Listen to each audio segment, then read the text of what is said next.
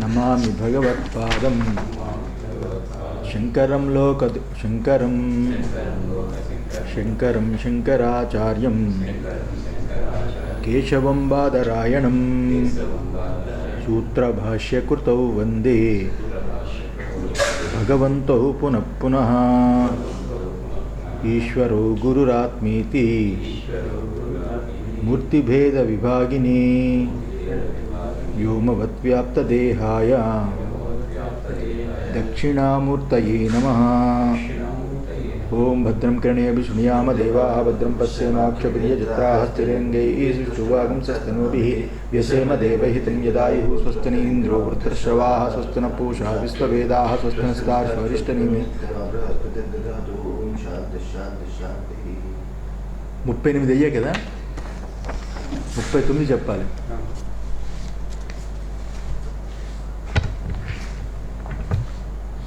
అసజ్జాగరతే దృష్ట్వా స్వప్నే పశ్యతి తన్మయః అసత్ స్వప్నేపి దృష్ట్వా చ ప్రతిబుద్ధో న పశ్యతి. అసజ్జాగరతే దృష్ట్వా స్వప్నే పశ్యతి తన్మయః అసత్ స్వప్నేపి దృష్ట్వా చ ప్రతిబుద్ధో న పశ్యతి. అసజ్జాగర్తే దృష్ట్వా స్వప్నే పశ్యతి తన్మయః. జాగ్రత్త యందు ఏదైతే కల్పితమై ఉన్నదో, అసజ్జాగర్తే దృష్ట్వా, జాగ్రత్తలో ఏదైతే కల్పితమై ఉన్నదో అసద్వస్తువు, దానిని చూసి తన్మయుడై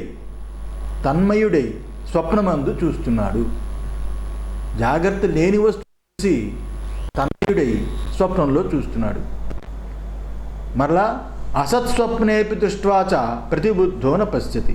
స్వప్నమయందు అసత్పదార్థాన్ని చూసి మేలుకుంటున్నాడు. మెలకువల అసత్పదార్థం చూసి తన్మయుడైపోతున్నాడు, స్వప్నంలో చూస్తున్నాడు. స్వప్నంలో అసత్పదార్థాన్ని చూసి మేలుకొని చూడటం లేదు. చూడండి ఎలా ఉందో, ఇక్కడ అది స్వప్నం వేస్తున్నాడు, ఇక్కడ కూడా అసత్పదార్థాన్ని చూసి స్వప్నంలో చూస్తున్నాడు అని కారిక. పూర్వపక్షి నను ఉక్తం తయైవ స్వప్నః జాగ్రత్త కార్యం ఇతి తత్ కథం ఉత్పాదః అప్రసిద్ధః ఇతి. నను అంటే ఓయి పూర్వపక్షి అడుగుతున్నాడు. ఉక్తం తయైవ స్వప్నః, మీరు చెప్పారు కదా, ఏం చెప్పారు మీరు? స్వప్నః జాగ్రత్త కార్యం ఇది. స్వప్నం ఏమన్నారు మీరు? జాగ్రత్త కార్యం అని చెప్పారు. జాగ్రత్త కారణము, స్వప్నము కార్యం అని చెప్పారు. తత్ కథం ఉత్పాదః అప్రసిద్ధ ఇది. మరలా ఇప్పుడు ఏం చెప్తున్నారు మీరు? అసలు పుట్టుక లేదు, ఉత్పాదం కుదరదు. అసత్తు అనే జాగ్రత్త నుంచి సత్ అనే స్వప్నం ఎలా పుడుతుంది, అసత్తు నుంచి అసత్తు ఎలా పుడుతుంది, ఈ రకంగా నన్ను ప్రశ్న వేస్తున్నారు కదా. అసలు పుట్టనే లేదు, ఉత్పాదం ఎలా కుదురుతుంది? అప్రసిద్ధం అని అంటున్నారు. ఏమైనా అర్థం ఉందా? ఏంటి గురువుగారు, ముందు చెప్పారు కదా జాగ్రత్త కారణము, స్వప్నము కార్యము. ఈ పూర్వపక్షిది గుర్తుంచుకోవాలి. జాగ్రత్త కారణము, స్వప్నం కార్యము అన్నారు. కార్యకారణాలు ముందు చెప్పారు కదా, మరలా తిరిగి పుట్టుకనేది ఉండదు అని ఎలా చెబుతున్నారు? పుట్టుకనేది ఉండదు అని ఎలా చెప్తున్నారు? స్వప్నానికి ఆ జాగ్రత్త కారణం ఉంటుందని చెప్పారు కదా 3:4:37లో. తద్దేతు స్వప్న ఇష్యతే. తద్దేతు, ఆ తద్హేతు, ఆ జాగ్రత్త అనేది కారణము, స్వప్నము ఇష్యతే, స్వప్నము కార్యంగా తలుస్తారు అని చెప్పారు కదా. మీరే ఒప్పుకున్నారు కదా 4:37లో. ఈ రకంగా అభిప్రాయం తెలిపి మరలా సంశయం కలిగిస్తున్నారు. ఎందుకు? దీని యందు కార్యకారణాలు చెప్పారు కదా. ఇలాగా స్వప్నము జాగ్రత్త యొక్క కార్యం చెప్పారు కదా. ఇలా చెప్పిన మీరు ఇప్పుడు పుట్టుకనేది అప్రసిద్ధం అని ఎలా చెబుతారు? ఎలా చెప్తారు మీరు? ముందు ఒప్పుకుని తర్వాత కాదని ఎలాగంటారు అని. నిన్నటి కారిక గుర్తుందా? పుట్టుక అంటే జాగ్రత్త స్వప్నాలనే తీసుకోవాలి ఇక్కడ. అర్థమైందా? సిద్ధాంతం. ఉచ్యతే శృణు, చెప్తాను విను. ఎంత అద్భుతంగా చెప్తాడు శంకరాచార్యులు. తత్ర యథా కార్యకారణ భావ అస్మాభిః అభిప్రేతః ఇది. మా చేత ఏదైతే కార్యకారణ భావం చెప్పబడిందో, తత్ర యథా కార్యకారణ భావం అస్మాభిః, బహువచనం, మా చేత అని, మా చేత ఏదైతే కార్యకారణ భావం చెప్పబడిందో, ఏ విధంగా అంగీకరించబడిందో దాన్ని పూర్తిగా నీకు చెబుతాను విను. అసత్ అవిద్యమానం రజ్జు సర్పవతు వికల్పితం వస్తు జాగరతే దృష్ట్వా తద్భావభావితః తన్మయః స్వప్నే అపి జాగ్రత్తవత్ గ్రాహ్యగ్రాహకరూపేణ వికల్పయన్ పశ్యతి. నాయనా, ఇది విషయం. అసత్ అవిద్యమానం. అసత్ అంటే అవిద్యమానం అంటే లేనిదైనా. అవిద్యమానం, విద్యమానం అంటే ఉండడం, అవిద్యమానం అంటే లేకపోవడం. లేనిదైన రజ్జు సర్పవత్ వికల్పితం వస్తు. త్రాడుయందు పాము ఏ రకంగా, త్రాడుయందు పాము ఏ రకంగా వికల్పించుకుంటున్నారు, ఆ రకంగానే జాగ్రత్త యందు చూసి ఆ భావాన్ని పొంది తాడియందు పాముని వికల్పించుకున్నట్లుగా జాగ్రత్త యందు కూడా వికల్పించుకుని, జాగ్రత్తని వికల్పించుకుని జాగ్రత్తను చూసి ఆ భావాన్ని పొందినవాడై, తద్భావం భావిత, ఆ భావాన్ని పొందినవాడై, తన్మయుడై స్వప్నేపి, స్వప్నంలో కూడా జాగ్రత్తవత్, జాగ్రత్త వలె గ్రాహక రూపేణ వికల్పయన్, గ్రాహక రూపకంగా వికల్పించుకుంటున్నాడు. అంటే దీని అర్థం ఏమిటి? అసలు జాగ్రత్తే వికల్పమయ్యా. జాగ్రత్త యొక్క వికల్పాన్ని చూసి దాని యందు మోహితుడై, తన్మయుడై దీని యొక్క భావాలు స్వప్నంలో వికల్పించుకుంటున్నాడు. అంటే రెండూ వికల్పమే. తథా అసతు స్వప్నేపి దృష్ట్వా. చూసి స్వప్నంలో వికల్పించుకుంటున్నాడు. అంటే స్వప్నం కార్యం కదా? కాదు. అసత్ స్వప్నేపి దృష్ట్వా చ ప్రతిబుద్ధః న పశ్యతి అవికల్పయన్ చ శబ్దాత్ తథా. ఇక్కడ తథా అసత్ స్వప్నేపి దృష్ట్వా చ, ఆ రకంగానే స్వప్నమయందు అసత్తును చూసి, లేనిది చూసి, ప్రతిబుద్ధః న పశ్యతి, మేలుకున్న తర్వాత చూడటం లేదు. మెలకువ వికల్పించుకుని స్వప్నంలో ఆ గ్రాహకాన్ని వికల్పించుకుంటున్నాడే తప్ప జాగ్రత్తే నిజము కాదు. అవిద్యమానం, లేనిది కారణం ఎలా అవుతుంది? అవిద్యమానం. స్వప్నాన్ని వికల్పించుకుంటున్నాడు కానీ అది మెలకువలో చూడటం లేదు అని. ఇక్కడ చా శబ్దాత్ అని ఏదైతే ఉందో, తథా అసత్ స్వప్నేపి దృష్ట్వా చ, చకారము ఏదైతే ఉందో అలాగే అని అర్థం తీసుకోవాలి. అలాగే అని అర్థం తీసుకుంటే జాగ్రత్తలాగే అని తీసుకోవాలి. అర్థమైందా? తథా జాగ్రత్తేపి అని అర్థం తీసుకోవాలి. తథా జాగ్రత్తేపి అని అర్థం తీసుకోవాలి. దృష్ట్వా స్వప్నే న పశ్యతి కదాచిత్ ఇత్యర్థః. జాగ్రత్త యందు కూడా చూసినా స్వప్నం యందు ఏమీ చూడడు. జాగ్రత్త యందు చూసినా జాగ్రత్త వస్తువులు స్వప్నం యందు ఏమీ చూడడు. చకారం తదా అని తీసుకోవాలి. జాగ్రత్త యందు చూసినా స్వప్నం యందు చూడడు, స్వప్నం యందు చూసినా జాగ్రత్త యందు చూడడు అని తన ప్రతిపాదన చూపించారు. తస్మాత్ జాగ్రత్తం స్వప్నహేతు ఉచ్యతే. అందువలన కేవలము వికల్పమాత్రము చేతనే జాగ్రత్తకి స్వప్నము కారణమని చెప్పామే కానీ స్వప్నము కారణం చెప్పానే కానీ నెక్స్ట్ పదం నతు పరమార్థసత్ ఇది కృత్వా, పరమార్థమైన సత్ అని మేము చెప్పటం లేదు, నిజంగా కారణము కార్యమని చెప్పటం లేదు అని అర్థం. పరమార్థమైన సత్ అని మేము చెప్పటం, కేవలం వికల్పం చేతనే అలాగా జరుగుతుంది అని మేము చెప్పాం అని భాష్యకారులు చూపించారు. మేము పరమార్థంగా అని కార్యకారణాన్ని చెప్పలేదు అని. ఇది కొంచెం వివరణ. ఇప్పుడు ఇప్పటి వరకు తెలుసుకున్న 5 రకాల వాదనలు పుట్టుక గురించి మనం తెలుసుకున్నాం. పుట్టుక అనేది అప్రసిద్ధం, అసత్యం అని 5 రకాలుగా తెలుసుకున్నాం. ఇదంతా అజమైన బ్రహ్మమే తప్ప మరొకటి లేదని, దీనివల్ల అజాతవాదం నిర్ణయం అవుతుంది. పుట్టుకనేదే లేనప్పుడు అజాతమే ఉంటుంది, ఇది కదా నిర్ణయం అవుతుంది.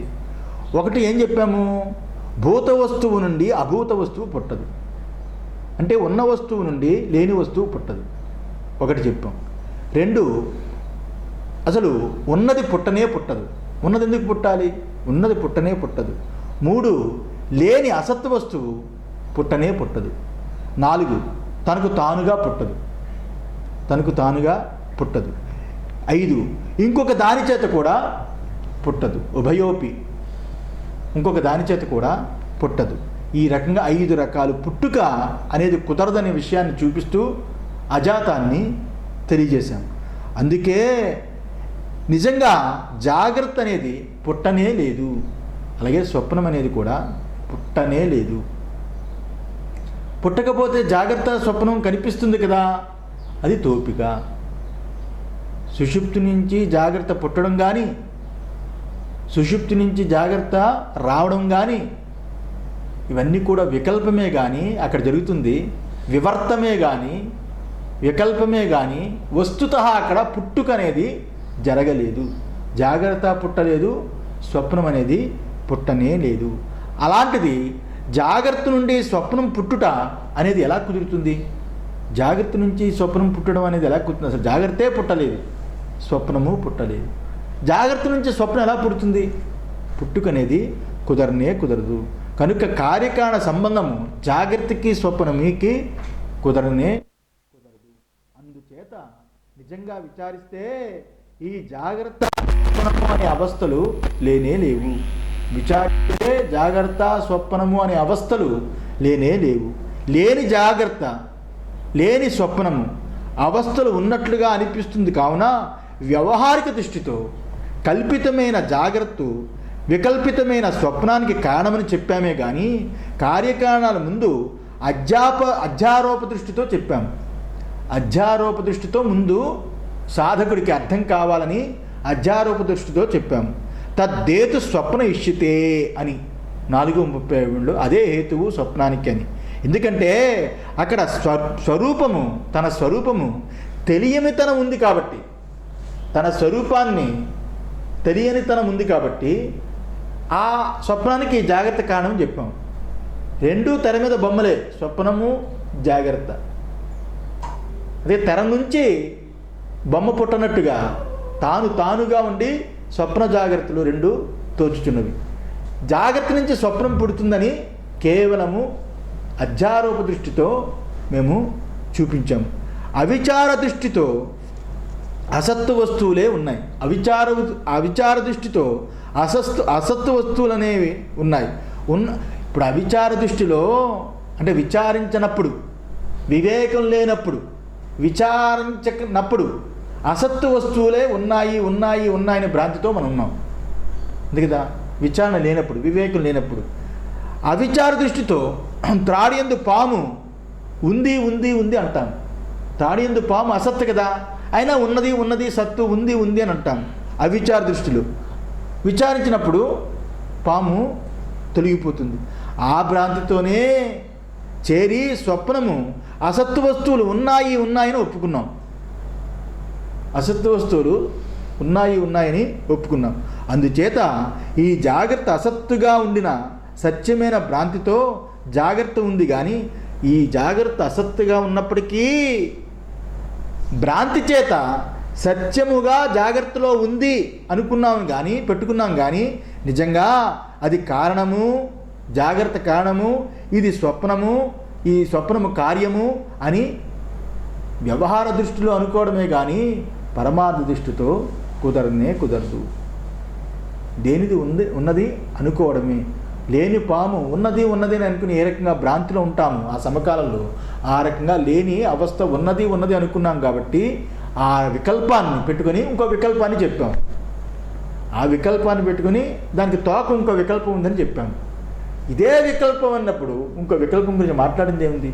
ఇదే వికల్పం అన్నప్పుడు ఇంకో వికల్పానికి కారణం ఎలా అవుతుంది? ఇంకో వికల్పానికి కారణం కాదు కదా.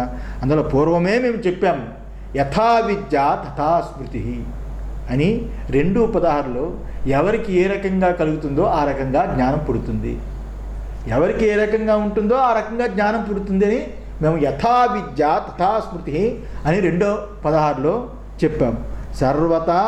సర్వత్రా సర్వం కూడా కల్పితమే, సర్వత్రా సర్వము కూడా కల్పితమే. పరమార్థంగా అయితే ఏ సంబంధము లేనిది జాగ్రత్త స్వప్నాలు. పరమార్థంగా అయితే జాగ్రత్త స్వప్నాలకి ఏ కార్యకారణ సంబంధము లేనిది. ఆ కారణం చేత లేని దాని నుండి లేనిది పుట్టడం అనేది అసత్తు పుడుతుందన్న మాట. ఈ పరస్పరం సంబంధం ఎలా ఉందంటే కుందేటి కొమ్ము నుండి గొడ్రాలు బిడ్డ పుట్టినట్టుగా ఉంటుంది. అర్థమైందా?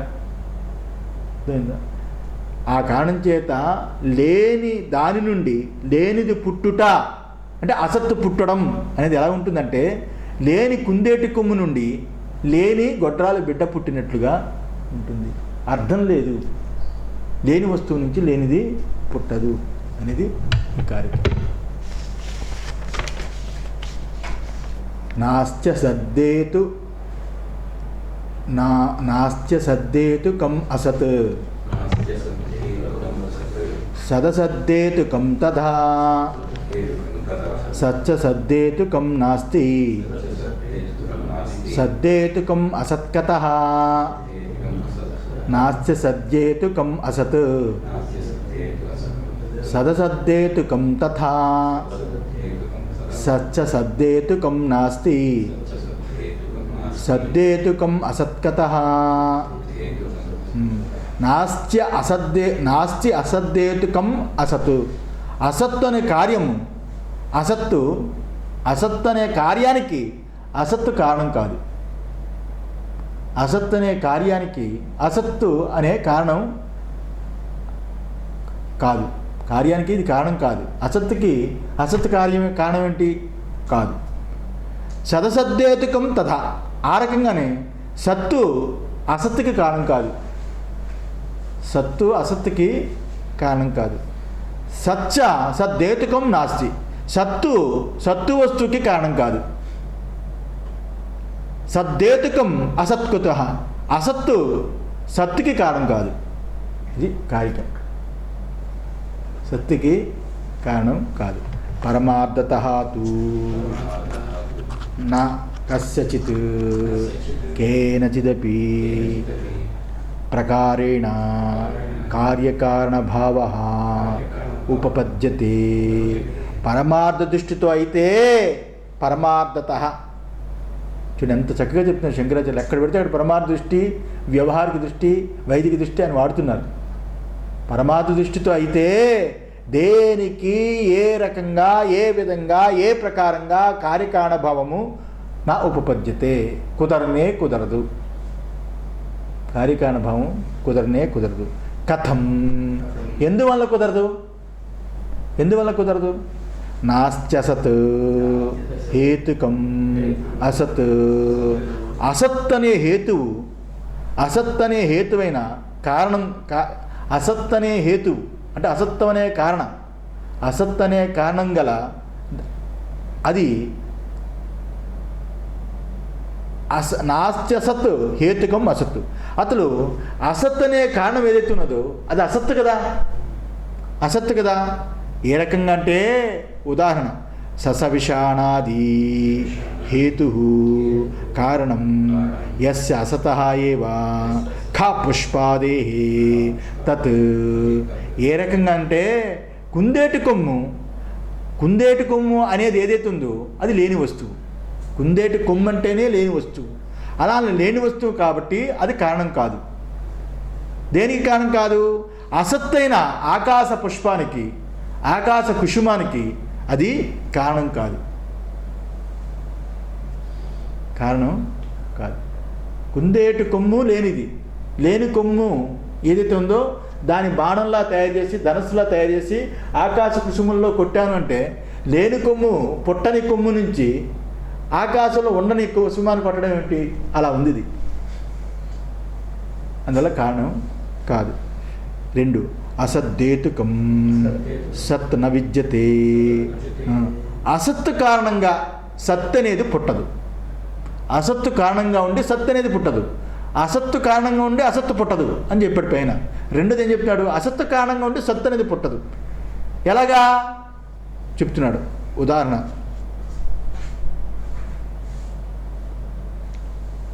తథా సదపి ఘటాది వస్తు అసద్దేతుకం ససవిషాణాది కార్యం నాస్తి.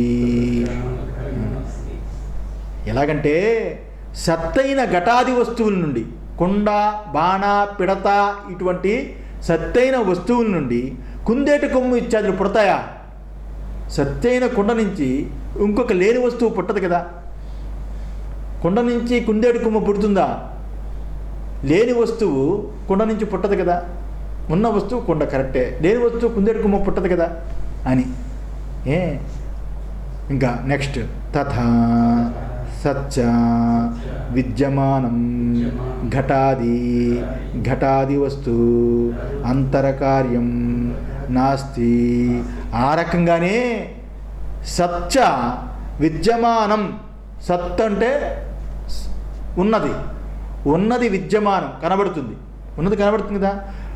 సత్తై కనబడుతున్న ఘటాదులు, కుండ, బాణ, పిడత ఇటు ఘటాదుల నుండి ఘటాది వస్తు అంతరకార్యం నాస్తి.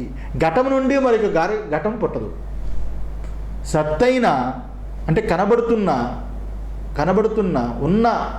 ఉన్నట్టుగా కనబడుతున్న ఘటాదు నుండి మరొక ఘటాదు కార్యము పుట్టదు. మరొక సత్తు నుండి సత్తు పుట్టదు. మరొక ఘటాది కార్యము పుట్టదు. సత్కార్యం అసత్ కుత ఏవ సంభతి. సత్కార్యం అసత్తుగా ఎలా పుడుతుంది? కుతః ఏవ సంభవతి. సత్తు కార్యం అసత్తుగా అంటే సత్తు అనే కారణం నుంచి అసత్ అనే కార్యము ఎలా పుడుతుంది? పుట్టదు. పుట్టడానికి అవకాశమే లేదు అని చెప్పడం అన్నమాట. సత్తైన ఘటము నుండి అసత్తైన కుందేటి కొమ్ము పుడుతుందా? గొడ్రాలు బిడ్డ పుడుతుందా? పుట్టదు కదా. లోకంలో లేనిది అలా పుట్టదు. దేని నుంచి కూడా లేనిది పుట్టదు.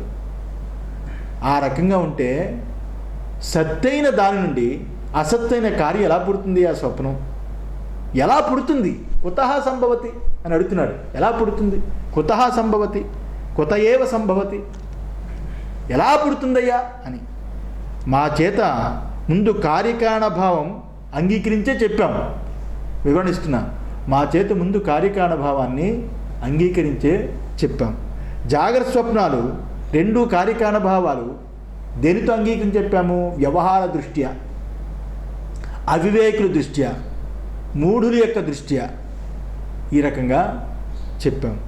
పరమార్థ దృష్టితో చూస్తే, కొంచెం వివేకం పెట్టుకుని చూస్తే, వివేకవంతులు ఎవరైతే అడిగితే, అలాంటి బుద్ధిమంతులు కూర్చున్నప్పుడు అడిగితే, పరమార్థ దృష్టితో చెప్పినప్పుడు దేనికిని ఏ రకంగా కూడా చూసినా, ఏ రకంగా ఆలోచించినా, ఏ రకంగా దాన్ని విచారించినా కార్యకారణ భావం కుదరదయ్యా అని చెప్తాం. ఏ రకంగా అంటే, మొదటిది అసత్తే కారణంగా ఉండి దాని నుండి అసత్ అనే పదార్థం పుట్టదు. అసత్తు కారణంగా ఉండి అసత్ అనే కార్యము పుట్టదు అని మొదట చెప్పాడు. దానికి ఉదాహరణ కుందేటి కొమ్ము లేని వస్తువు నుండి, కుందేటి కొమ్ము అనే లేని వస్తువు నుండి ఆకాశ కుసుమము పుట్టదు అని ఒక ఉదాహరణ చెప్పాడు. రెండవది అసత్తుకి కారణంగా గల అసత్తే కారణంగా ఉండి దాని నుండి సత్తు పుట్టదు. రెండవది ఈ రకంగా చెప్పాడు. అంటే గొడ్రాలు బిడ్డ నుండి ఇంకొక వస్తువు పుట్టదు. మూడోది సత్తైన ఘటాదు నుండి కుందేటి కొమ్ము కార్యం పుట్టదు. సత్తైన ఘటాది నుండి కుందేటి కొమ్ము సత్తు నుంచి కూడా అసత్తు పుట్టదు. 4వది, సత్తైన కనబడు ఘటాదుల నుండి మరియొక కుండ పుట్టదు. సత్తు నుంచి సత్తు పుట్టదు. ఇవి వికల్పములు తప్ప మరి ఏ ఇతర విధంగానైనా ఏ ప్రకారంగానైనా కార్యకారణభావము కుదరనే కుదరదు. కార్యకారణభావము జాగ్రత్తకి స్వప్నానికి కుదరనే కుదరదు. జాగ్రత్తకి స్వప్నానికి కుదరనే కుదరను. దీనికి చెప్తున్నాడు, నచ అన్యః కార్యకారణభావః సంభవతి. మరి ఏ రకమైన విధానంగా కూడా కార్యకారణభావము కుదరనే కుదరదు. నచ అన్యః, ఇంక వేరే విధం ఏ విధంగా కూడా కార్యకారణభావః నచ సంభవతి, కార్యకారణభావం కుదరనే కుదరదు. శక్యో వా కల్పితుం, కుదిరించుకున్నట్లు కల్పించడం కూడా శక్యం కాదు.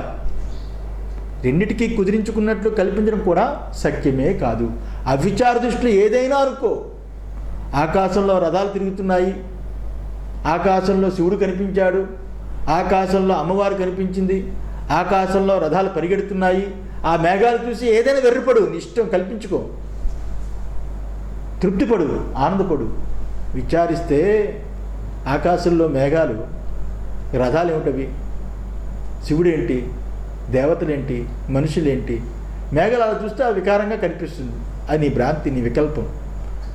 ఎలాగో ఆ రకంగా జాగ్రత్త స్వప్న కార్యకారణ భావము ఎన్నైనా కల్పించుకో, కానీ అవిచార దృష్టితో పరమార్థంగా చూస్తే ఎట్టి పరిస్థితుల్లోని ఇలా కల్పించడానికి కూడా సత్యము కాదు.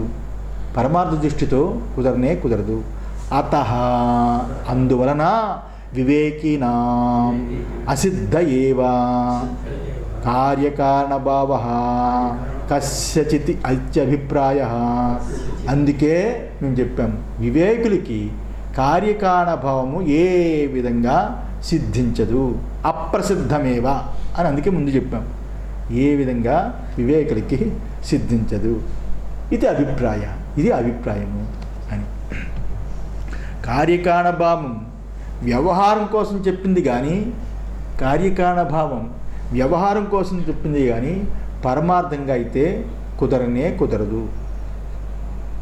ముందు చూపించాం మేము 4:22లో స్వతోవా పరతోవాపి అని 4:22లో తన వల్ల తాను పుట్టదు, మరొక దాని వల్ల కూడా పుట్టదు అని మేము ముందే 4:22లో కూడా అక్కడ పుడుతున్నది అని వస్తుస్వరూప వికల్పం చేత ఏదైతే ఉందో ఏ రకంగా కూడా పుట్టుకనేది సంభవము కాదు, కుదరనే కుదరదు అని చెప్పాం. అలాగే మరలా ఇక్కడ కార్యకారణ భావం ఆ ప్రకారాన్ని కూడా వికల్పమే అని దాన్ని విశేషంగా చెప్పాం. వస్తువు పుట్టలేదు, వస్తువుకి కార్యకారణ భావం కూడా కుదరదని ఆ వికల్పాన్ని కూడా తొలగించాం. ఆ వికల్పం కూడా కుదరదు, ఊహించడానికి కూడా శక్యం కాదు, కల్పించడానికి కూడా శక్యం కాదు అని పరమార్థంగా ఉన్నది ఉన్నట్టుగా మేము చెప్పాము. మరి వైనాసికులు చూశారు కదా, వైనాసికులు కూడా ఇలాగే చెప్పారు కదా. వైనాసికులు ఎవరైతే ఉన్నారో వాళ్ళు కూడా ఈ రకంగానే చెప్పారు కదా. ఏమనంటే నభావాత్ జాయతే భావు, భావో అభావాత్ న జాయతే, నా భావాత్ జాయతే అభావం, అభావో భావాత్ న జాయతే అని మాధ్యమిక కారిక 21:12లో చెప్పారు కదా. నా భావో జాయతే భావు, భావం నుండి భావం పుట్టదు, ఉన్నదాని నుండి ఉండదు పుట్టదు. భావో అభావాత్ నా జాయతే, భావం నుండి అభావం పుట్టదు, ఉన్నదాని నుండి లేనిది పుట్టదు. నభావా జాయతే అభావ, అభావం నుండి అభావం పుట్టదు, లేనిది దాని నుండి లేనిది పుట్టదు. అభావో భావాత్ నా జాయతే, అభావం నుండి భావం పుట్టదు, అంటే లేని దాని నుంచి భావం పుట్టదు, ఉన్నది పుట్టదు అని ఇదే చెప్పారు కదా వైనాసికులు కూడా. వైనాసికులు కూడా ఇలాగే చెప్పారు కదా. మీరు చెప్పేది వేదాంతం గొప్పదే ఉంది, వాళ్ళ ముందే చెప్పారు కదా ఈ విషయాన్ని. మాధ్యమికులు అంటే ఇది వాళ్ళు చెప్పింది జాగ్రత్త బుద్ధిని పెట్టుకొని, బుద్ధితంత్రంతో తర్కమే ప్రధానంగా పెట్టుకొని వాళ్ళు ఈ రకంగా చెప్పారు. వస్తువు లేదని, దేని నుంచి పుట్టదని వాళ్ళు శూన్యవాదాన్ని వాళ్ళు చూపించారు. ఈ రకంగానే వాది ప్రతిపక్షవాదుల్లో అజాత ఖ్యాపన కొరకు ఈ జరుగుతున్న ప్రకటనలో కూడా ఆచార్యులు చూపించారు కదా, ఆ రకంగానే చూపించారు కదా. వైశేషికులు ఏదైతే చెప్పారో అదే చెప్పారు కదా, అలాగే అనిపిస్తుంది కదా. అనుకుంటామేమో, అంటే వాళ్ళు విశేషంగా జాగ్రత్త మాత్ర దృష్టి పెట్టుకొని జాతి అంటే పుట్టుక నిరాకరణ చేశారు. జాగ్రత్త దృష్టిని మాత్రం పెట్టుకుని పుట్టుక నిరాకరణ చేశారు. అంతేగాని సాక్షి దృష్టినితో పెట్టుకుని నిరాకరణ చేయలేదు. జాగ్రత్త దృష్టితో నిరాకరణ చేశారు. జాగ్రత్త దృష్టితో ఎలా నిరాకరణ చేశారు? తర్కము చేత, యుక్తి చేత, దానిని తర్కబలము చేత, తర్కయుక్తుల చేత దానిని ఈ రకంగా తెలియజేశారు. అంతేగాని పరమార్థ దృష్టితో వాళ్ళు చూడలేదు. ఇక్కడ చిన్న తేడా ఉంది వాళ్ళకి మనకి. మన ఉపనిషత్తుల్లో కూడా ఆచార్యులు ముఖ్యంగా బృహదారణ్యక ఉపనిషత్తులో కార్యకారణ భావం చెప్పారు. బృహదారణ్యక ఉపనిషత్తులో కూడా కార్యకారణ భావాన్ని చెప్పారు. ఇక్కడేం చెప్తున్నారు? అక్కడ లేనే లేదు, కార్యకారణ భావం కుదరని చెప్తున్నారు. బృహదారణ్యంలో అయితే శంకర భగవత్పాదులు కార్యకారణ భావాన్ని చూపించారు. ఇక్కడ మాండూక్యం, ఇక్కడ కారికలో కార్యకారణ భావం కుదరదు, లేనే లేదని చెప్పారు. రెండు తేడా ఉంది. అయితే అక్కడ అలా చెప్పడానికి కారణం వ్యవహార దృష్టితో అనేది అక్కడ చెప్పబడింది. ఆచార్యులు ఎక్కడెక్కడ ఏ సందర్భాల్లో చెప్తారో అక్కడ విచారించాల్సింది 4 సూత్రాలు. ఎక్కడెక్కడ ఏవేవైతే ఆచార్యులు భగవత్పాదులు చెప్తారో దాన్ని విచారించవలసింది మనం ఇక్కడ విచారించవలసింది ఉంది. ఏమిటి? 4 సూత్రాలు. ఆ 4 సూత్రాలు ఇప్పుడు వేదాంతులు గ్రహించడం లేదు కాబట్టి వైనాసులు చెప్పినా, బౌద్ధులు చెప్పినా, ఇంకొకరు చెప్పినా శంకరులు చెప్పినట్టుగా ఉందే, బౌద్ధవాదంలాగే ఉందే అని అనిపిస్తుంది. ఈ 4 సూత్రాలు మీరు తెలుసుకోవాలి, 4 సూత్రాలు గ్రహించాలి.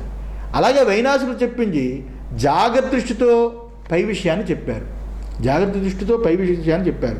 కానీ ఇక్కడ 2 అవస్థలకి ఆవల ఉన్న పూర్ణానుభవ, సార్వత్రికమైన పూర్ణానుభవ దృష్టితో ఆచార్యులు చెప్పారు. ఆచార్యులు చెప్పిందంటే సార్వత్రికమైన పూర్ణానుభవ సాక్షి దృష్టితో ఆచార్యులు చెప్పారు. వాడు జాగ్రత్త దృష్టితో చెప్పారు. ఇప్పుడు వేదాంతులు ఇది తెలియకపోవడం మొదటి తప్పు. 4 సూత్రాలు చెప్పాను కదా. ఇలా సార్వత్రిక పూర్ణానుభవం ఈ దృష్టిని తెలుసుకోకపోవడం, ఈ దృష్టిని పెట్టుకుని విచారించకపోవడం ఏదైతే ఉందో అప్పుడు వేదాంతులు అది తెలుసుకోకపోవడం మొదటి తప్పు. ఏమిటంటే సార్వత్రిక పూర్ణానుభవం పట్టించుకోకుండా సమాధులు ఇత్యాదులు వాటి యందు పట్టుబట్టి ఉన్నారు, వాటిని పాటిస్తున్నారు, సార్వత్రిక పూర్ణానుభవాన్ని వదిలిపెడుతున్నారు. రెండవ తప్పు, సాక్షి అనే పదం ఉపయోగిస్తారు తప్ప, సాక్షి అనే పదాన్ని ఉపయోగిస్తారు తప్ప అది అనుభవ స్వరూపంగా గ్రహించరు. సాక్షి అనే పదాన్ని ఉపయోగిస్తారు కానీ అనుభవపూర్వకంగా అది గ్రహించరు. పరోక్షంగా ఆత్మ ఎక్కడో ఉన్నట్లుగా చెప్తారు. పరోక్షంగా ఆత్మ అదే మనం నచమస్థాని భూతాన్ని అని చెప్పాం కదా, అది ఎలా చెప్తారు? వాళ్ళు పరోక్షంగా జరుగుతున్నట్టుగా చెప్తారు. వ్యష్టి సమిష్టిని తీసుకుంటారు. సాక్షులు అనేకము ఏకసాక్ష్యం తీసుకుంటారు. నానా గందరగోళం పడతారు. పరోక్షంగా ఆత్మ ఎక్కడో ఉన్నట్టుగా చెప్తారు. తర్వాత సమాధిలో అపరోక్షానుభూతి కలుగుతుందని అంటారు. ఇది మూడో తప్పు. ఇంకా మూడో తప్పు, 2 తప్పులు చెప్పాను. మూడో తప్పు, అధ్యారోప అపవాద ప్రక్రియను అనుసరించరు. అధ్యారోప అపవాద ప్రక్రియని వాళ్ళు అనుసరించరు. ఏది అధ్యారోపమో అది అధ్యాస అని తెలిసి అధ్యారోపాన్నే అధ్యాస అనుకున్నారు వీళ్ళు. అధ్యారోపాన్ని ఏది అధ్యారోపమో అది అధ్యాస అని తెలిపి దాన్ని ఉపాదాన కారణంగా తీసుకున్నారు. రెండో దాంట్లో చెప్పాను, మళ్ళీ ఇక్కడ చెప్పను. అధ్యారోపణే అధ్యాసగా తీసుకుని వాళ్ళు దాని ఉపాదాన కారణంగా చూపించారు. 4వ తప్పు వ్యవహార దృష్టి, పరమార్థ దృష్టి. ఈ రెండు దృష్టిలు అసలు విభజించి అసలు చూడరు. ఈ 4 తప్పులు వాళ్ళలో ఉన్నాయి. ఒకటి వ్యవహార దృష్టి, కింద నుంచి చెప్తే వ్యవహార దృష్టి పరమార్థ దృష్టి తెలియకపోవడం. 2 అధ్యారోప అపవాద దృష్టి తెలియకపోవడం. 3 సాక్షి అనే పదం వాడతారు కానీ అది ఏ రకంగా అనుభవ స్వరూపంగా గ్రహించాలో తెలుసుకోకపోవడం. 3వది సార్వత్రిక పూర్ణానుభవం లేకపోవడం. ఈ 4 ఇప్పుడున్న వేదాంతులు చేస్తున్న తప్పు. ఈ 4 బట్టి మనము చెబుతాం ఏది పుట్టలేదని. ఈ 4 వదిలిపెట్టి చెప్పేది వాళ్ళు. ఈ 4 వదిలిపెట్టి చెప్పినా 4 ఉండి చెప్పినా ఒకటే అయింది కదా నాయనా. వాళ్ళు చెప్పింది శూన్యం అని చెప్పేస్తున్నారు, మనం చెప్పింది బ్రహ్మం అని చెప్తున్నాం. ఈ 4 పెట్టుకుని బ్రహ్మదృష్టితో చెప్తున్నాం, బ్రహ్మానుభవంతో చెప్తున్నాం, సాక్షి అనుభవంతో చెప్తున్నాం. అన్నీ తోసేసిన తాను మాత్రము ఏకమాయవా అద్వితీయం, రెండవది లేని అద్వితీయమైన బ్రహ్మమే ఉన్నది. అజం అద్వయం అనే స్వరూపాన్ని నిలబెడుతున్నాం. వాడు స్వరూపాన్ని కూడా తోచేస్తున్నారు. అందులో వాళ్ళు చెప్పిన దానికి మనం చెప్పిన దానికి అంత తేడా ఉన్నది అనే విషయాన్ని గ్రహించారు. విపర్యాసాత్యథా జాగ్రత్ అచింత్యాన్ భూతవత్ స్పృశేత్ తథా స్వప్నే విపర్యాసాత్ ధర్మాంస్తత్రైవ పశ్యతి. విపర్యాసాత్యథా జాగ్రత్ అచింత్యాన్ భూతవత్ స్పృశేత్ తథా స్వప్నే విపర్యాసాత్ ధర్మాంస్తత్రైవ పశ్యతి. ఇంకా పూర్తిగా దీంతో పూర్తి చేస్తున్నాడు. జాగ్రత్త స్వప్నాలకి కార్యకారణము సంబంధము ఉండనే ఉండదని ఇంకొక యుక్తి చూపించి పూర్తి చేస్తున్నాడు. మీకు ఇదివరకు చెప్పాను 4:15వ కారికలో అక్కడ చెబుతూ ఈ 15వ కారిక నుంచి 41 కారిక వరకు అని చెప్పాను. 41 కారిక వరకు జాగ్రత్త యొక్క బుద్ధి